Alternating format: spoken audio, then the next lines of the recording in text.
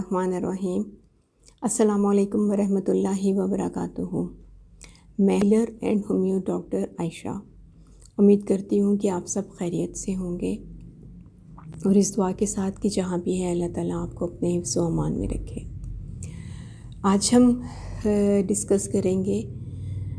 कि जो बच्चे देर से बोलना और चलना सीखते हैं, छोटे बच्चे जो देर से बोलना और चलना सीखते हैं, आजकल हम देख रहे हैं कि ये बच्चों में ज़्यादा प्रॉब्लम हो रही है कि बच्चे देर से बोलना और चलना सीखते हैं। हम सबसे पहले वो कॉजेज़ देखते हैं कि क्या वजूहात हैं कि बच्चे देर से बोलना और चलना शुरू करते हैं। तो सबसे पहले देखते हैं कि क्या कॉजेज़ है। कॉजेज़ में सबसे पहले है कि ड्यूरिंग प्रेगनेंसी बच्चे की ग्रोथ मुतासिर होती है, यानी कि हमल के दौरान किसी वजह से, किसी प्रॉब्लम की वजह से, किसी तकलीफ़ की वजह से बच्चा की ग्रोथ, बच्चे की नशोनुमा जो है ना वो कमज़ोर होती है या वक्त गुज़रने के साथ साथ बढ़ने की बजाय कमज़ोरी की तरफ जाता है, ठीक है। और या ड्यूरिंग प्रेगनेंसी बहुत सी कॉम्प्लिकेशंस होती हैं फ़ीमेल को, लेडी को, वो बहुत सी पेचीदगियों से गुज़री हुई होती हैं, बहुत सी बीमारियों से गुज़री हुई होती हैं। और इसके बाद जो है वो ड्यूरिंग प्रेगनेंसी अगर लेडी का जो फ़ीमेल होती है उसको हेपेटाइटिस सी डायग्नोज हो जाए, अक्सर कभी ऐसा भी होता है कि प्रेगनेंसी से पहले वो लेडी ऑलरेडी हेपेटाइटिस सी की पेशेंट होती है, या ऐसा होता है कि लेडी को ये पहले मालूम नहीं होता, लेकिन जब प्रेगनेंसी यानी हमल पॉजिटिव हो जाता है तो फिर ज़ाहिर सी बात है कि लैब टेस्ट होते हैं, उस लैब टेस्ट के दौरान जो है ना हेपेटाइटिस सी डायग्नोज हो जाता है। और इसके अलावा अगर लेडी प्रेग्नेंट लेडी जो होती है, हामला खातून जो होती है, वो अगर किसी मलेरिया, टाइफाइड या किसी बुखार में, इंटरमिटेड फ़ीवर में मुब्तला रही हो, यानी ड्यूरिंग प्रेगनेंसी इसमें से कोई प्रॉब्लम रही हो, और ड्यूरिंग प्रेगनेंसी मतवाज़न ग़िज़ा की बहुत ज़्यादा कमी हो, और हामला खातून बिफ़ोर प्रेगनेंसी यानी हमल से पहले भी बहुत कमज़ोर हो, बहुत ज़्यादा वीक हो,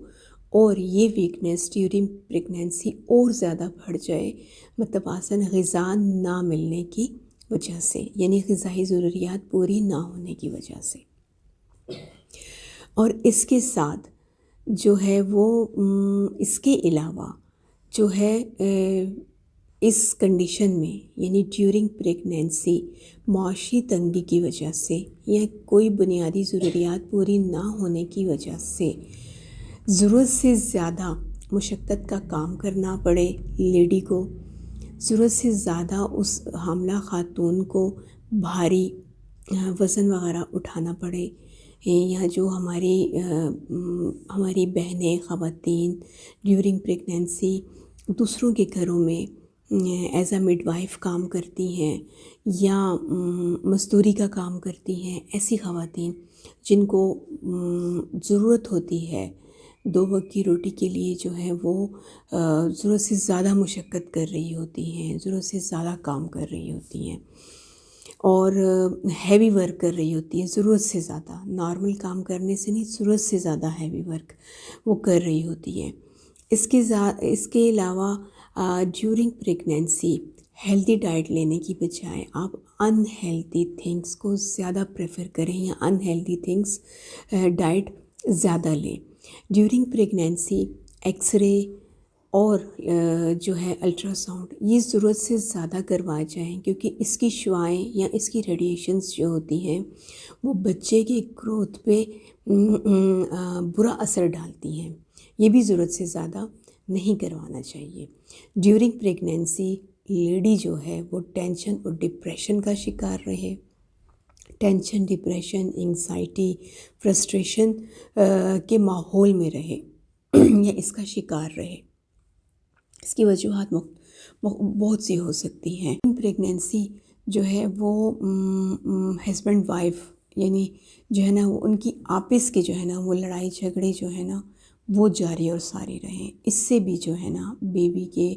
گروتھ پہ، بیبی کے سائیکلوجیکل پوائنٹ آف ویو سے جو ہے نا عورت کا اعصابی تناؤ کا شکار ہوتی ہے، پھر وہ اثر جو ہے نا وہ بچے پر ہوتا ہے۔ اب اس کے علاوہ آفٹر ڈیلیوری جب بچے کو آرٹیفیشل دودھ، مصنوعی دودھ پہ رکھا جائے یا دیا جائے، اور اس کے علاوہ گھر کی بنائی ہوئی، جب 4 ماہ کا بچہ ہو جاتا ہے اس کے بعد گھر کی بنائی ہوئی غذا بچوں کو کے لیے زیادہ مفید ہوتی ہے، اگر اس کی بجائے جو ہے وہ کیونکہ گھر کی غذا جو ہے نا وہ زود ہضم ہوتی ہے اور وہ زیادہ بچے کے امیون سسٹم کو اسٹرانگ کرتی ہے، اس کی اگر گھر کی غذا کی بجائے اس کو ڈبہ بند غذاؤں کا عادی بنایا جائے۔ اس کے علاوہ بچے کی نشو و نما کے دوران جو ہے نا نشو و نما سے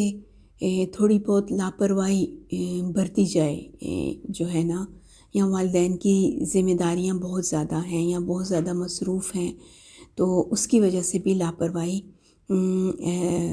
نظر آتی ہے۔ پھر اس کے علاوہ جب 4 یا 6 ماہ کا بچہ ہو جاتا ہے تو اس کا دانت نکالنے کا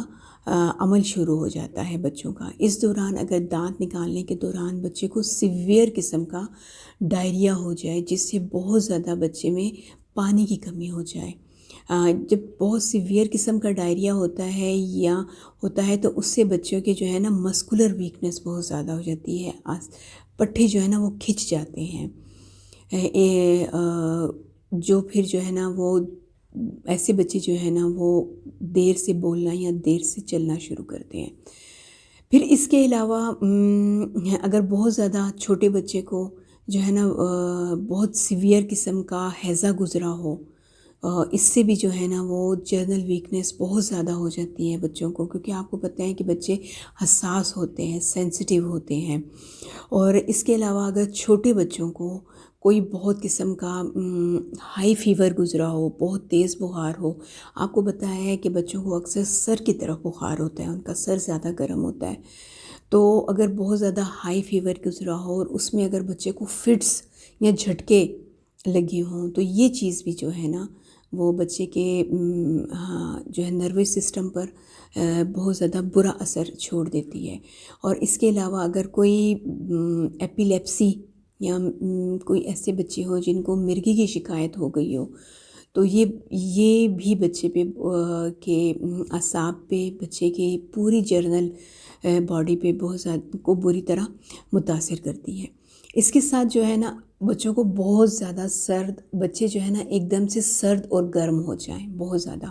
اس کے لیے میں ایک چھوٹی سی مثال آپ کو کے سامنے پیش کرتی ہوں، کیونکہ بچے بہت حساس ہوتے ہیں اور وہ آہستہ آہستہ ہر چیز کو ان کو ہر چیز کو وہ ایبزارب کرتے ہیں یا عادی اس کے بنتے ہیں۔ اس کے لیے ذرا آہستہ آہستہ اس ماحول کی طرف ہم لے کر جائیں گے، جیسے ہمارے گھر میں ہمارے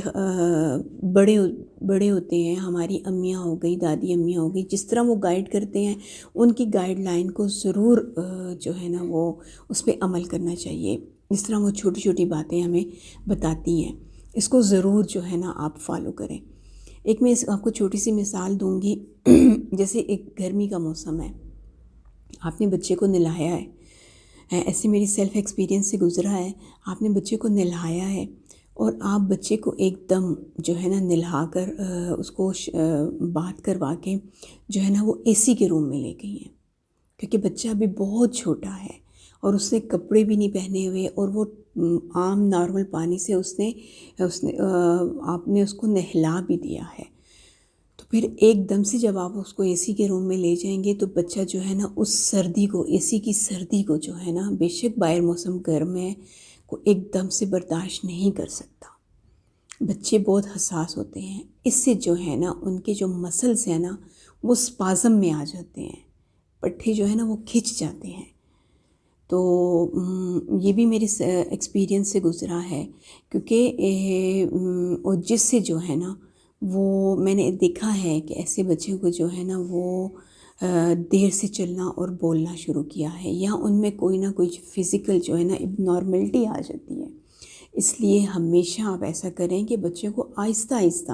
ان ماحول کا عادی کرتے ہیں، موسمی اثرات سے محفوظ رکھتے ہیں، اور یہ چیزیں بچے کو دیر سے ذرا ایبزارب ہوتی ہیں۔ اس لیے بچے کو نہلا کر ایک دم اے سی کے روم میں مت لے کے جائیں، گرمیوں میں بے شک گرمی ہے، بلکہ اس کو عام فین کو بھی بند کر کے بچے کو ڈرائی کر کے اس کو ڈریس پہنا کر پھر 15-20 منٹ کے بعد آپ ہلکا سا فین ان کے لیے چلائیں، ٹھیک ہے؟ کیونکہ آپ کو گرمی لگنے کا جو ایک پروسیس ہوتا ہے وہ بچوں کے لیے ویسا نہیں ہوتا، ٹھیک ہے؟ بچے کو آپ سے کم گرمی محسوس ہوتی ہے، آپ سے زیادہ سردی محسوس ہوتی ہے، کیونکہ بچے سینسیٹیو ہوتے ہیں۔ ہاں جی، ایک پوائنٹ میرے مائنڈ سے رہ گیا تھا، وہ یہ کہ بہت زیادہ غذائی کمی کے ساتھ ساتھ بچوں میں کم وقفہ ہو یا بچوں کی پیدائش جلد ہو۔ یہ تو تھی وجوہات جو ہے نا کہ بچوں میں دیر سے بولنے اور چلنے کی کیا وجوہات ہیں۔ اب اس کے سلوشن کی طرف جاتے ہیں کہ اس کا کیا حل ہے۔ پہلے ہم اس کے سلوشن کو